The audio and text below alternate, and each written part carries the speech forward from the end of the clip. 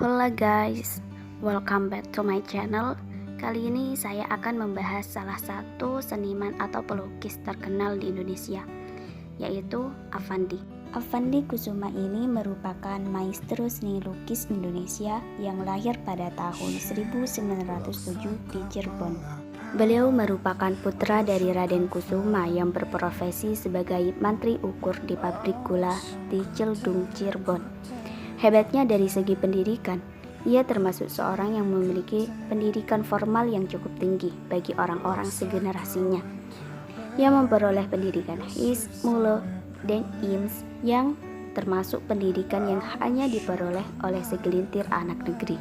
Sebelum memulai melukis, Affandi pernah menjadi guru dan pernah juga bekerja sebagai tukang sobek karcis dan pembuat gambar reklam bioskop di salah satu gedung bioskop Bandung. Tetapi pekerjaannya tidak berlangsung lama karena Affandi lebih suka dengan profesinya sebagai pelukis. Sekitar tahun 30-an, Affandi bergabung dalam kelompok 5 Bandung yang beranggotakan Hendra Gunawan, Barli, Sudarso, dan Wahdi serta Affandi yang dipercaya menjabat sebagai pemimpin kelompok. Kelompok ini belajar bersama dan kerjasama saling membantu sesama pelukis, juga memiliki andil yang cukup besar dalam perkembangan seni rupa di Indonesia. Pada tahun 1943, Affandi mengadakan pameran tunggal pertamanya di Gedung Putra, Jakarta yang saat itu sedang berlangsung pendudukan tentara Jepang di Indonesia.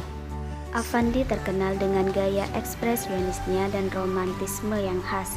Dia juga pernah mendapat beasiswa untuk kuliah melukis di Santiniketan, India, suatu akademi yang didirikan oleh Rabindranath Tagore. Tapi ketika dia telah sampai di India, dia ditolak dengan alasan bahwa dia dipandang sudah tidak memerlukan pendidikan melukis lagi. Akhirnya biaya beasiswa yang telah diterimanya dia gunakan untuk mengadakan pameran keliling negeri India. Ini yang dinamakan kesuksesan tidak hanya berada di satu jalan, melainkan banyak jalan untuk meraihnya. Hanya bagaimana kita melindungi diri kita, meyakinkan diri kita, meneguhkan diri kita agar orang lain tidak mudah mendorong kita. Dan akhirnya pada tahun 1950-an, ia banyak mengadakan pameran tunggal di India, Inggris, Eropa, dan Amerika Serikat. Bravo! Selain itu, Affandi juga berperan aktif dalam perjuangan Indonesia. Dalam seksi kebudayaan putra, Affandi bertindak sebagai tenaga pelaksana. Beliau membuat poster propaganda Bung Ayo Bung. Pada tahun 50-an, Affandi dicalonkan oleh PKI untuk mewakili orang-orang tak berpartai dalam pemilihan konstituen. Beliau masuk Komisi Perikemanusiaan yang saat ini disebut sebagai HAM atau Hak Asasi Manusia. Beliau mengangkat tentang hewan dan saat itu menjadi lelucon.